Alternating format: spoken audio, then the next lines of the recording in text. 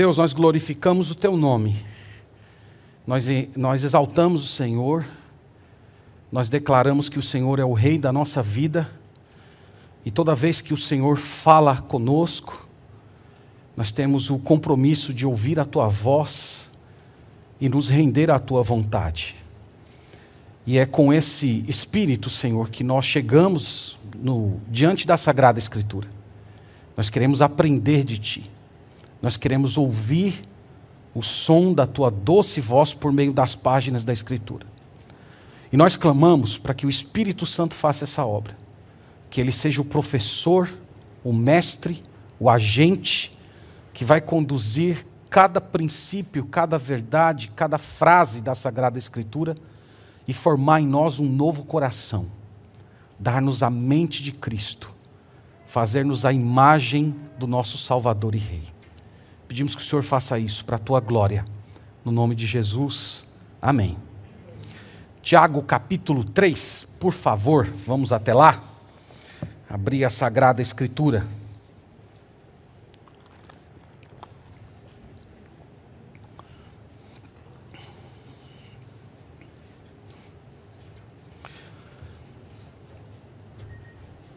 Tiago capítulo 3, do verso 1 a 5, trata da língua. E esse assunto, língua, é muito importante para Tiago.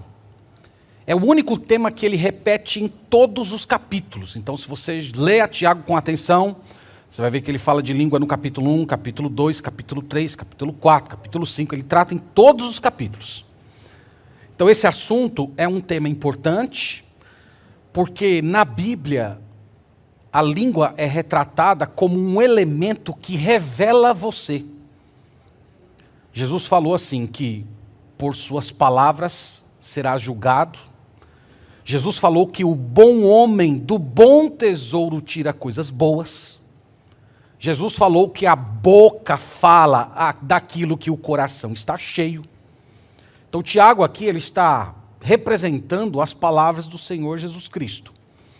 E nesse parágrafo aqui, irmãos, ele apresenta a língua como um teste da fé verdadeira.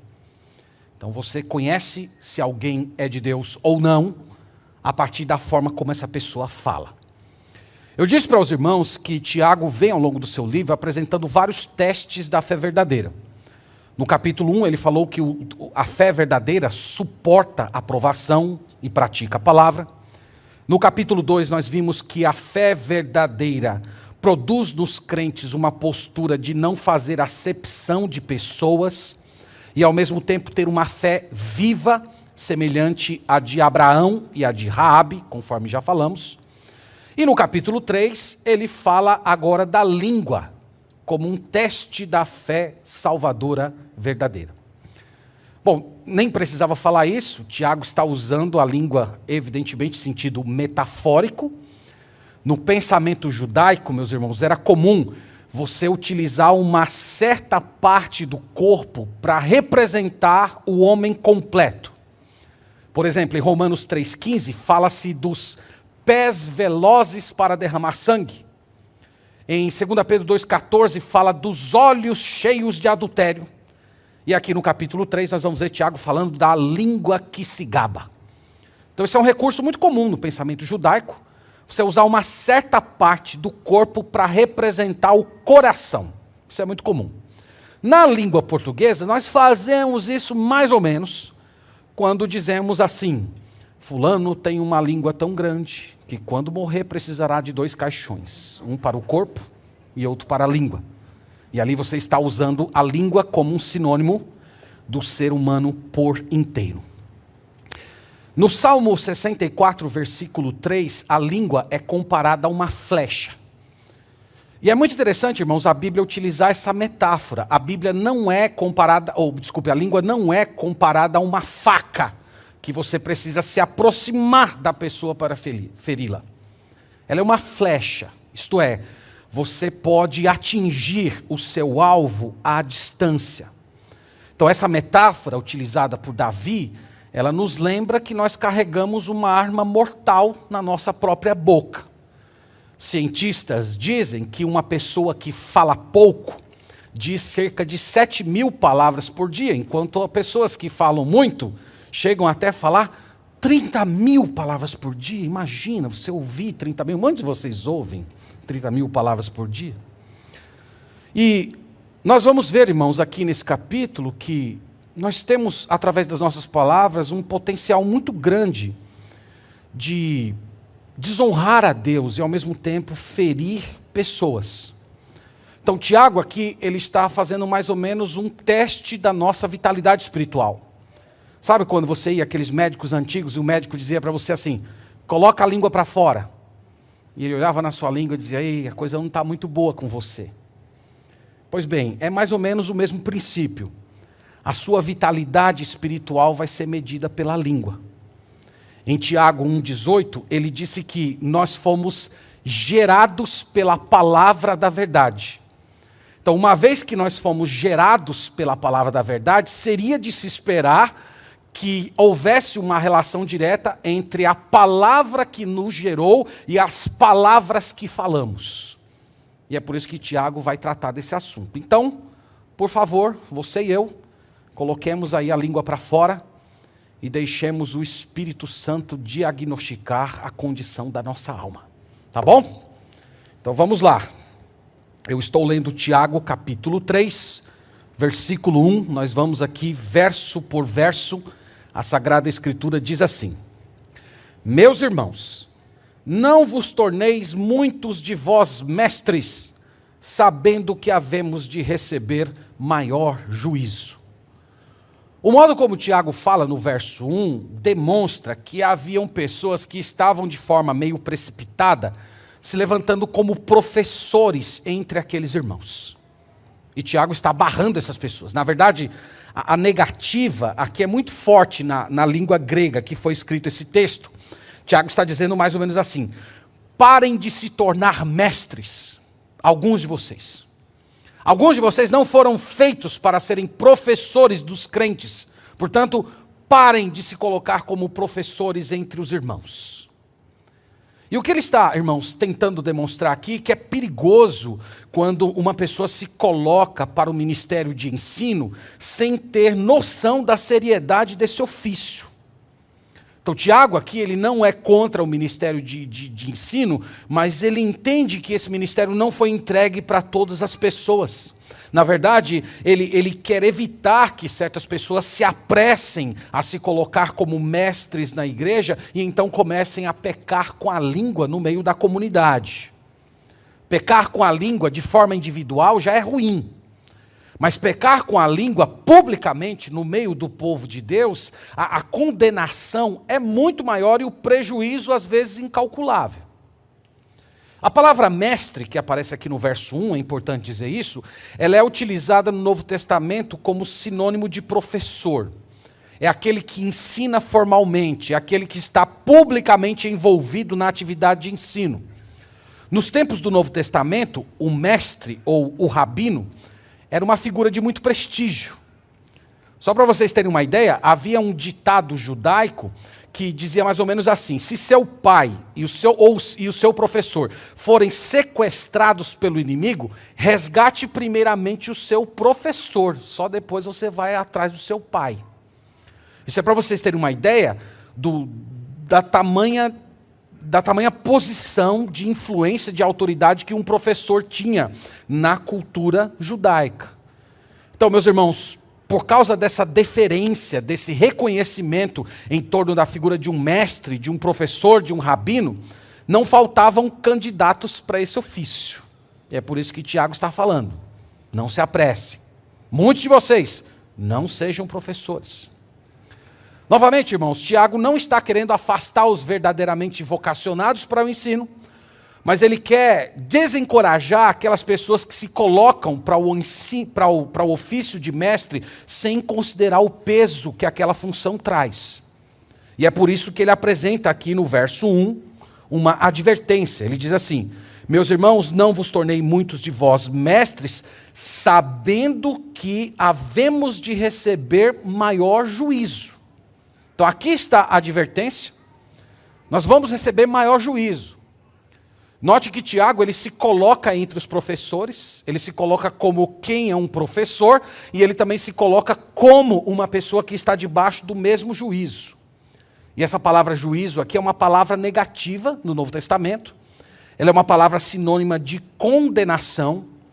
É mais ou menos como se Tiago estivesse dizendo que certos pecados, eles até são desculpáveis no caso de um discípulo, mas eles são indesculpáveis quando se trata de um mestre. Essa pessoa vai comparecer diante de Deus e ela vai ser julgada como culpada, ela vai ser responsabilizada por todos os danos que ela causou aos seus ouvintes. Jesus falou em Mateus 12:37 que por suas palavras você será julgado, por suas palavras você vai ser justificado, ou por suas palavras você será condenado. E sabe, meus irmãos, por que assim? Sabe por que Tiago deposita um peso, um ar de temor sobre todas aquelas pessoas que ocupam posição de ensino? Porque os danos que um mau mestre pode produzir na comunidade cristã, às vezes são irreparáveis. Eles podem fazer pessoas se perder, eles podem proporcionar às pessoas um tipo de conforto emocional, em que a pessoa está andando no caminho da morte, pensando que está andando no caminho da vida. E ali o mau mestre, ele está acariciando a consciência de pessoas que estão no pecado. Nós poderíamos dizer, meus irmãos, que esse é um grande problema da nossa geração. Há mestres que deveriam ser discípulos. E há mestres que sequer discípulos são. E eles estão lá ensinando as pessoas, influenciando as pessoas, dizendo às pessoas o que elas devem fazer, como elas devem viver, e estão confortavelmente conduzindo essas pessoas à condenação. E é por isso que Tiago diz: os mestres receberão maior juízo. Ele continua no verso 2, desenvolvendo o mesmo assunto, e ele diz assim: porque todos tropeçamos em muitas coisas. Veja que Tiago sempre está se colocando como alguém igual. Todos nós, professores, tropeçamos em muitas coisas. Tropeçar aqui significa pecar, né? É um lapso moral, uma falha em fazer o certo, é uma ofensa contra Deus. E Tiago diz que ele está entre essas pessoas que pecam muito. Mas veja que ele vai particularizar para um tipo de pecado que é o tema aqui da sua fala. Ele diz aqui: se alguém não tropeça no falar, é perfeito varão, capaz de refrear também todo o corpo. Então veja que ele fala de pecado de uma forma geral na primeira frase, mas na segunda ele particulariza, ele fala de um certo pecado específico, o pecado por meio da fala.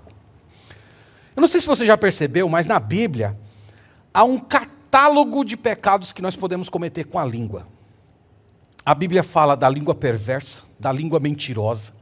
A Bíblia fala da língua amarga, a Bíblia fala da língua raivosa, da língua astuta, a Bíblia fala da língua bajuladora, caluniosa, fofoqueira, a Bíblia fala da língua mordedora, da língua que blasfema, da língua que murmura, da língua que amaldiçoa, da língua que exagera, da língua que é sensualizada. Há um catálogo, irmãos, de pecados que podem ser cometidos com a língua.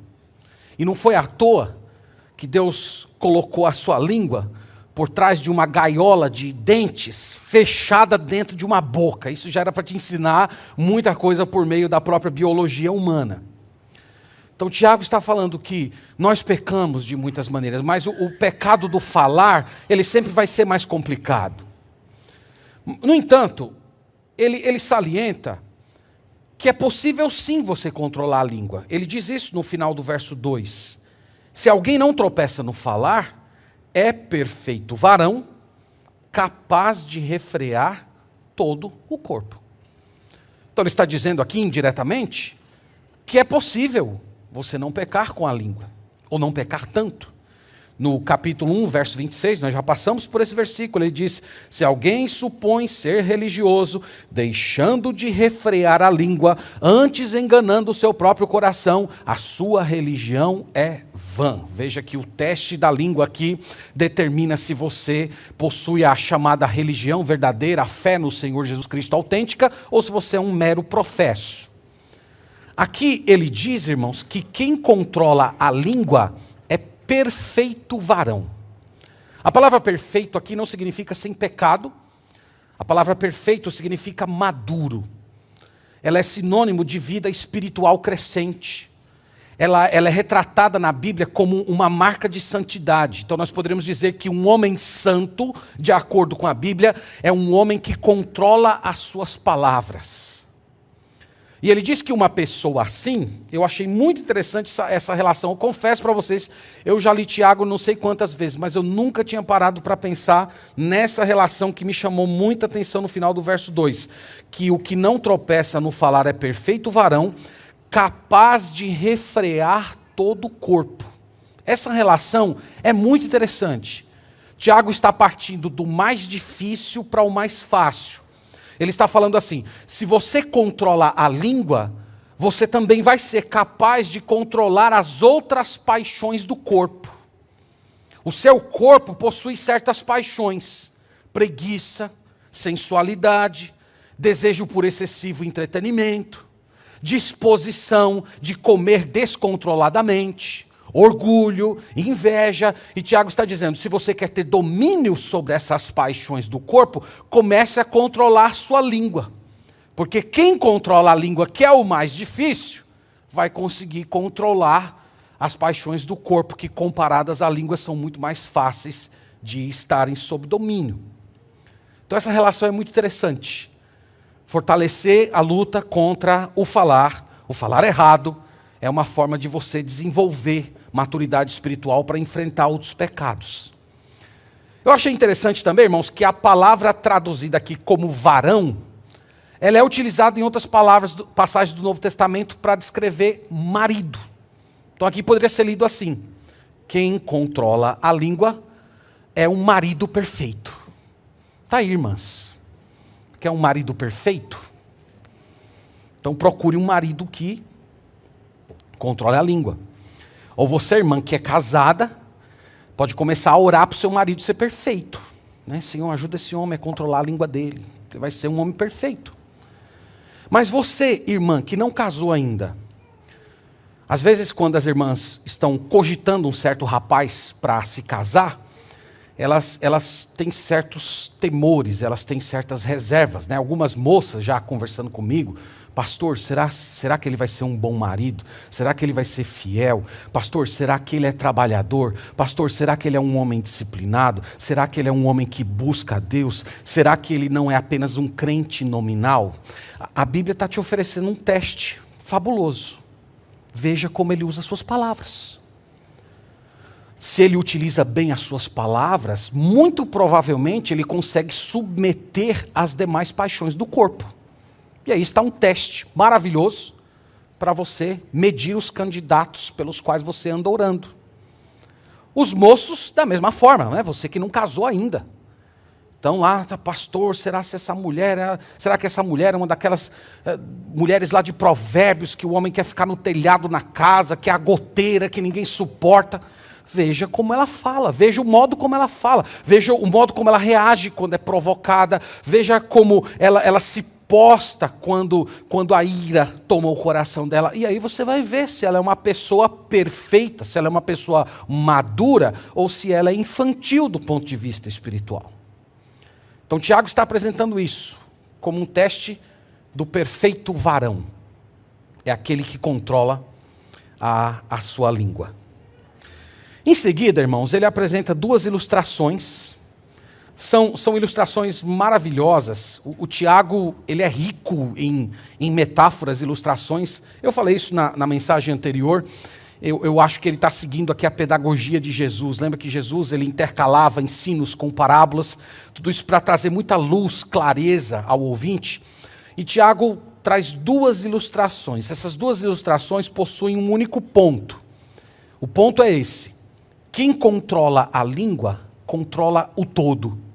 Veja no verso 3, ele diz assim: ora, se pomos freio na boca dos cavalos para nos obedecerem, também lhes dirigimos o corpo inteiro. Fantástica. A ilustração é tão simples que praticamente não carece de explicação. O cavalo é um animal forte, é um animal robusto, é um animal selvagem, e o cavalo só obedece se for submetido. E como é que você submete um cavalo? Você coloca uma peça de metal na boca dele, prende aquela peça a um arreio, e com aquele arreio em mãos você puxa a cabeça do cavalo na direção que você deseja. E ali, com um pequeno pedaço de metal, você está controlando um corpo de um animal que pesa ali entre 400 e 600 quilos. Então, o ponto da ilustração é muito simples, não é, irmãos? Quem controla a língua, controla tudo. Quem controla a língua, mantém o corpo na direção correta. Então essa é a forma positiva de olhar a ilustração. Colocando uma forma negativa, nós poderíamos dizer assim: quem não controla a língua é como um cavalo selvagem. Quem não controla a língua é semelhante a alguém desenfreado, que não tem utilidade nenhuma, que vive correndo de um lado para outro como um ser incontrolável. Então esse é o ponto do Tiago. Nós colocamos freio nos cavalos. E com esse freio nós controlamos o todo. Coloque freio na sua língua e o todo da sua existência também será controlado. O segundo exemplo está no verso 4, para ilustrar o mesmo princípio. Observai igualmente os navios, que sendo tão grandes e batidos de rijos ventos, por um pequeníssimo leme, são dirigidos para onde queira o impulso do timoneiro. Então, novamente, simples e fantástica. Ele fala aqui de navios grandes. Em Atos 27, fala que aquele navio que Paulo foi levado para Roma, que naufragou, ele tinha 276 pessoas. Agora imagine se Tiago visse um transatlântico. Diz que o maior transatlântico do mundo chama-se A Harmonia dos Mares. Ele tem mais de 300 metros por 60, 120 mil toneladas e cabe 8 mil pessoas dentro. Então imagina um transatlântico desse, atravessando tempestades, atravessando ondas, e quando você entra lá na cabine, tem um homenzinho bem pequenininho, com um volantezinho na mão, direcionando aquela cidade flutuante para onde ele deseja. Esse é o ponto da ilustração do Tiago. Você precisa de muito pouco para controlar o todo. Você precisa apenas de um volante para controlar a embarcação toda. Você precisa apenas colocar freio na sua língua, controlar a direção da sua língua para você ir para a direção correta. O único ponto que eu vi diferente aqui da ilustração anterior é que Tiago fala do impulso do timoneiro. Então, é como se Tiago estivesse dizendo, e eu creio que ele está antecipando isso, é como se ele estivesse dizendo que você precisa de um impulso externo a você para ter controle sobre a língua. E eu entendo que aqui indiretamente ele está chamando a atenção para a obra do Espírito Santo, que no final das contas é o agente que coloca o freio na nossa língua, que é quem direciona as nossas palavras para o caminho correto. Então, meus irmãos, as duas ilustrações servem para preparar sua mente para o verso 5. Então, no verso 5, ele vai dizer assim: assim, também a língua, pequeno órgão, se gaba de grandes coisas. Vede como uma fagulha põe em brasas tão grande selva. Então, tudo que ele falou foi para preparar sua mente para chegar nesse ponto aqui. Ele diz: a língua é pequena. A língua é pequena do mesmo jeito que o freio do cavalo é pequeno, do mesmo jeito que o leme comparado ao navio também é pequeno. A língua é pequena, mas ela se gaba de grandes coisas. Então ele está dizendo, a língua, ela sabe o poder que tem. É como se a língua ela fosse orgulhosa de si mesmo, porque reconhece as suas capacidades. Lembra que em Em Daniel capítulo 4, retrata lá o Nabucodonosor na cidade da Babilônia, lá nos seus jardins suspensos, ele olhando para aquela cidade dizendo: esta não é a Babilônia que eu construí com o poder das minhas mãos. Então está lá ele, a própria língua dele se gabando do grande feito, dele olhando a Babilônia, aquele super império, e ele atribuindo aquilo ao poder dele. E em Apocalipse capítulo 18, nós temos a nova Babilônia, com o seu novo Nabucodonosor, o anticristo, que também se levanta diante da cidade e ele fala arrogâncias, ele se eleva, ele xinga Deus, ele humilha as pessoas e se gaba da construção do império físico e espiritual que ele colocou ali. Então é assim que a língua funciona. A língua sabe que ela é pequena, mas ela entende o tamanho do poder que ela tem nas mãos e ela ostenta as grandes realizações que ela pode realizar. Ele diz aqui, meus irmãos, que a língua é poderosa. A língua pode derrubar pessoas, a língua pode derrubar igrejas, a língua pode acabar com famílias, com casamento, com amizades. A língua pode colocar uma nação em guerra. A língua produz assassinatos.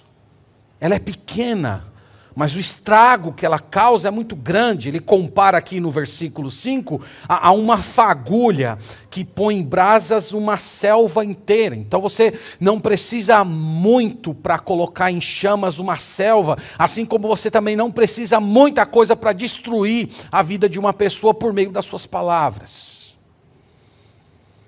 Então, meus irmãos, a língua é poderosa, mas ela também é poderosa para edificar. Ela pode comunicar amor, trazer entusiasmo, encorajamento, conforto, paz, alegria. Então aqui para Tiago, a língua é o teste da fé verdadeira. Então se você quer olhar para alguém e conhecer se essa pessoa é do Senhor, que ela é madura, você não pode simplesmente se prender a aspectos estéticos.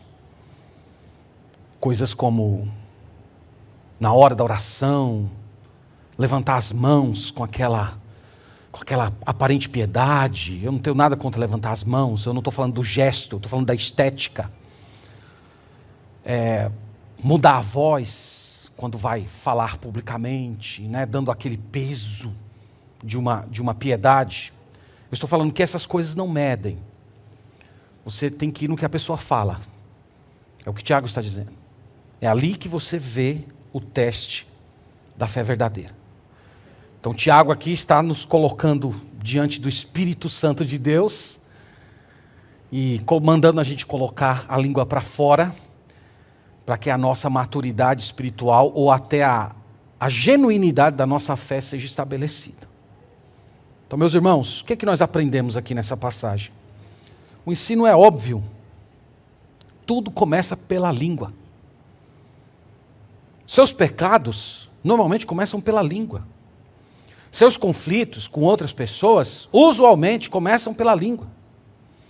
A língua é tão importante que ela será o elemento segundo o qual Deus vai te julgar.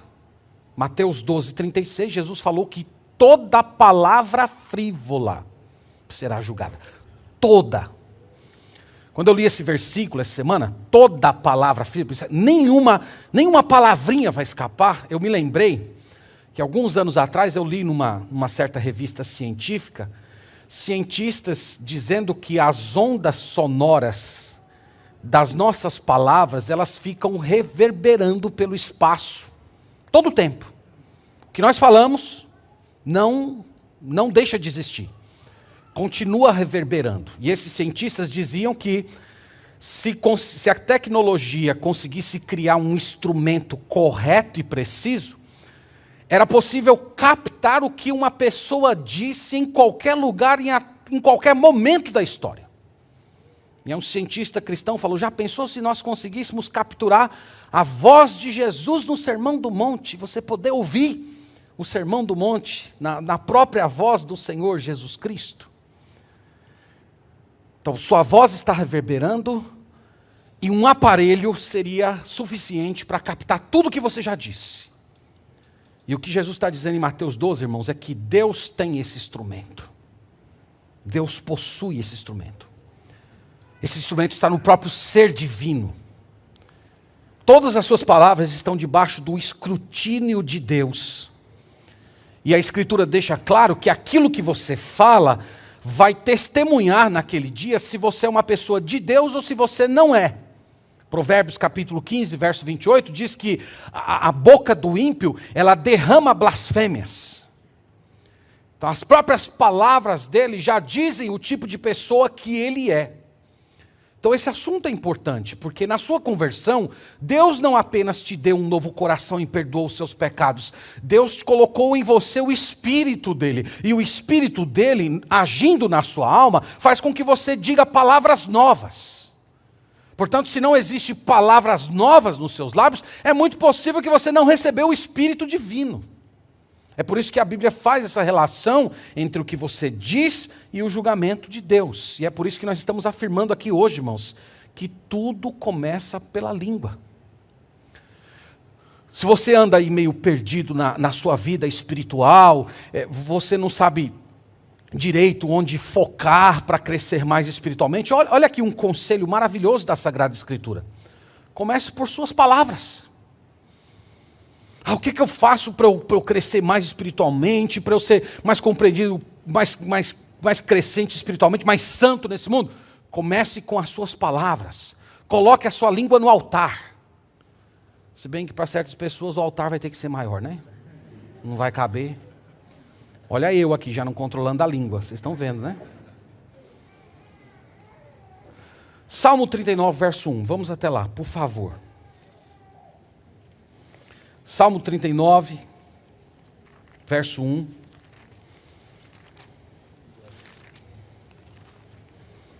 Davi não conversou com Tiago, mas até parece que Davi terminou de ler o que Tiago disse e depois resolveu fazer uma resolução semelhante àquelas resoluções de Jonathan Edwards. Isso aqui é o que todos nós deveríamos fazer depois de considerar essas palavras que acabamos de ler. Salmo 39, verso 1. Disse comigo mesmo: guardarei os meus caminhos para não pecar com a língua, porém mordaça a minha boca enquanto estiver na presença do ímpio. Você percebeu que Davi faz uma relação entre guardar os caminhos e não pecar com a língua. Ele colocou essas duas coisas como sendo relacionadas. Então, como é que você guarda os seus caminhos? Como é que você protege sua caminhada? Como é que você se coloca dentro da estrada que Deus preparou para você? É protegendo a sua língua. Se você não proteger a sua língua, você vai sair dos caminhos de Deus. Você vai se pegar andando em impiedade. E Davi disse que, se necessário fosse, ele colocaria uma mordaça na sua boca, especialmente quando estivesse na frente dos ímpios. Aí ele está dizendo que o cuidado tem de ser redobrado. Então, meus irmãos, tudo começa com a língua. Se você começar a controlar suas palavras, você vai adquirindo músculos espirituais para imobilizar outros pecados. Esse é o ensino de Tiago.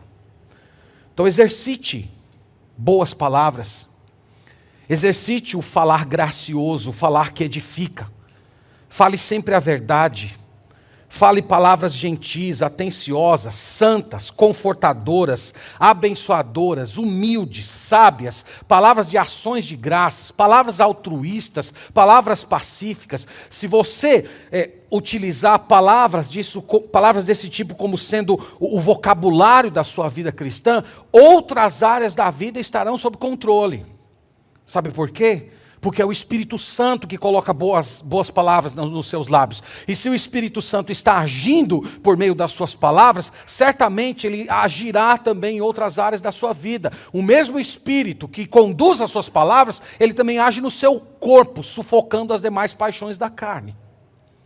Então comece com as palavras. A sua língua é como a chave da casa, é como o disjuntor da sua casa. Então imagina aquela casa bela, cheia de lustres, lâmpadas, toda climatizada, eletrodomésticos de última geração, piscina aquecida, sistema de segurança. Se alguém chegar lá e desliga o disjuntor geral, toda a beleza, a utilidade daquela casa perde o sentido. Então é o mesmo princípio com você. Coisas boas não vão sair de dentro de você se você não está controlando aí o disjuntor da sua língua. E negativamente ocorre a mesma coisa, irmão. Se dentro da sua alma, se na casa da sua vida, há muitos pensamentos de lascívia, de raiva, de rancor, de ressentimento, de autopiedade, a forma de você lutar contra essas coisas é desligando o disjuntor das suas palavras. Entenda bem o que eu estou falando aqui, eu não quero ser mal compreendido. A exortação aqui de você desligar o disjuntor das suas palavras não diz respeito apenas às palavras que você diz para fora, mas às palavras que você diz para dentro, as palavras que você diz para si mesmo. Porque nós estamos falando, irmãos, todo o tempo, nós estamos falando conosco. Tem aqueles retiros, né, de religiões orientais, né, que empresários ricos gostam muito de fazer, que você vai lá, não sei aonde, lá no meio de uma floresta, uma pedreira no Oriente, você senta lá e fica calado e não fala com ninguém durante semanas. Ali você interrompeu a fala para fora, mas a fala para dentro, ela continua. Você continua falando. Você continua falando consigo mesmo. A comunicação interna, ela nunca cessa. Então o que nós estamos falando aqui não é só o que você diz para fora, é o que você diz para dentro. Às vezes você não xinga para fora, mas você xinga para dentro. Às vezes você não demonstra ressentimento para fora, ódio por fora, mas você tem ódio por dentro.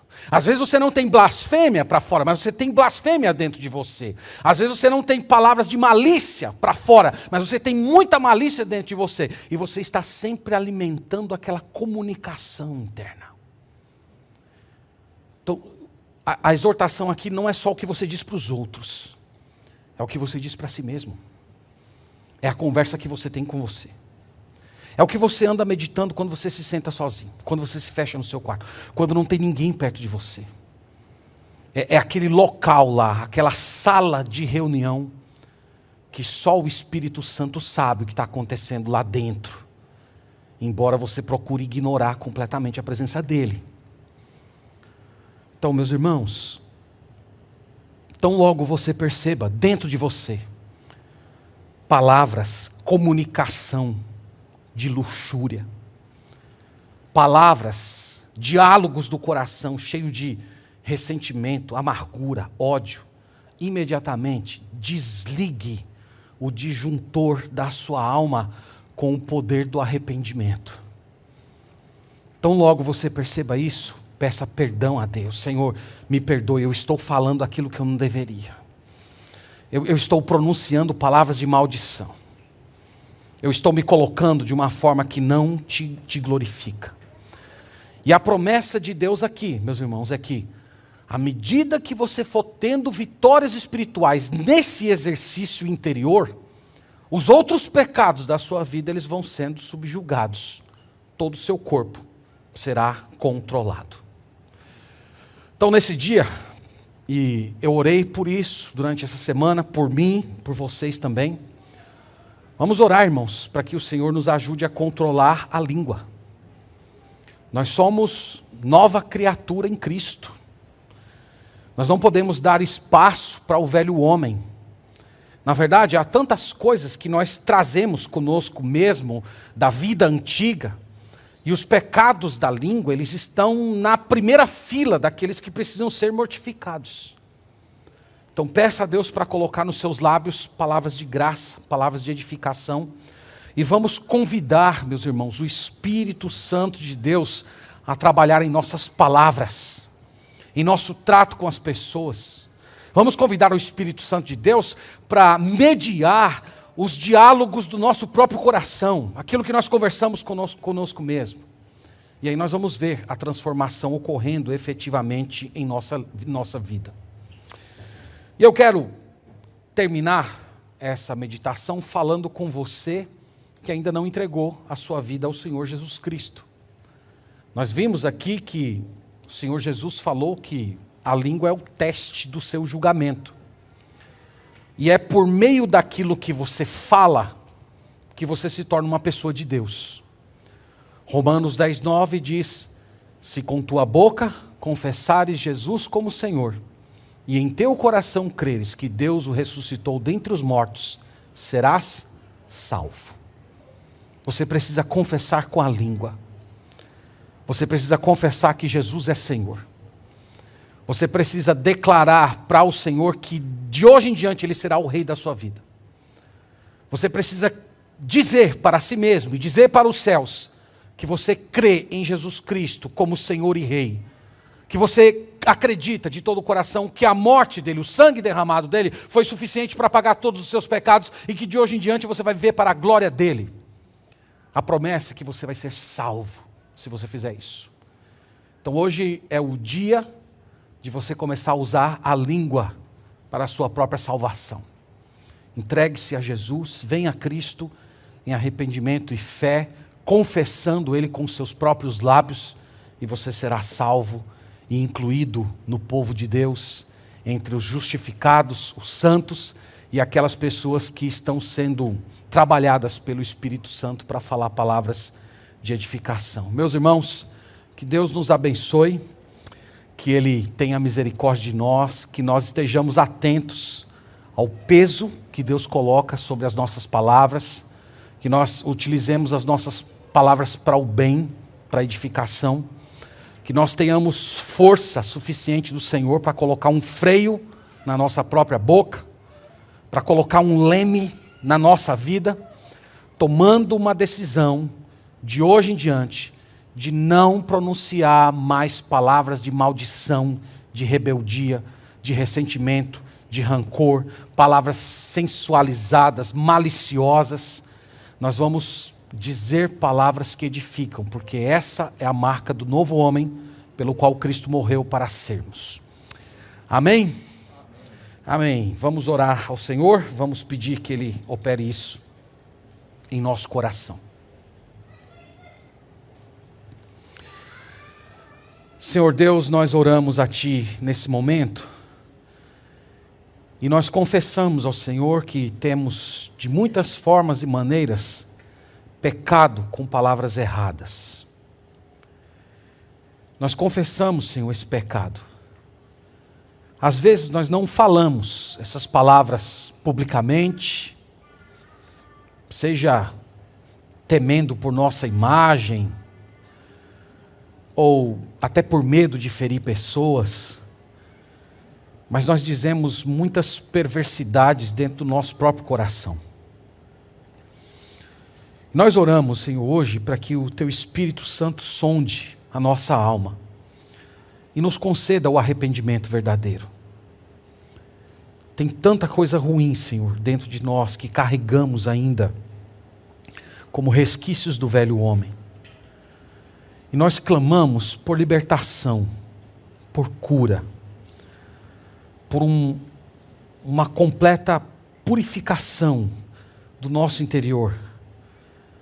Que nós sejamos capazes, Senhor, pelo poder do Espírito Santo, de subjugar as palavras erradas, as palavras de malícia, de sensualidade, de blasfêmia, de ofensa, de raiva, de rancor, de ressentimento. Que nós sejamos capazes de amordaçar com a mordaça do arrependimento,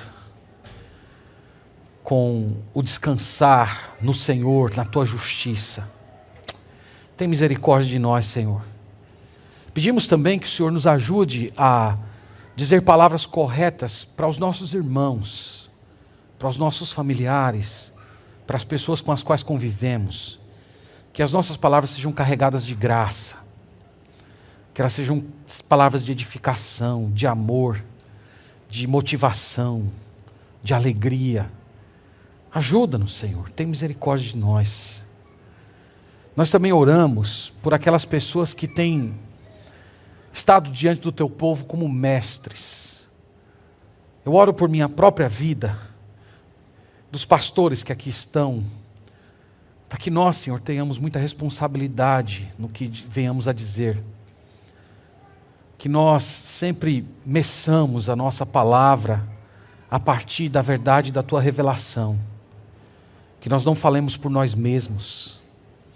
Que o Senhor nos livre de palavras de rancor, de malícia, palavras mal colocadas. Livra-nos, Senhor, disso. Eu oro por aqueles que desejam Te servir no ministério de ensino, para que o Senhor os experimente, que eles não se precipitem logo em se levantar como mestres na igreja sem ter o devido preparo, mas que o Senhor chame os verdadeiramente vocacionados e ajude-os nessa tarefa de dizer palavras de edificação. Nós, Senhor, terminamos essa oração pedindo perdão por nossos pecados, manifestando o nosso arrependimento. E clamamos para que o Senhor nos dê esse novo coração, trabalhando em nossa alma no nome de Jesus. Amém.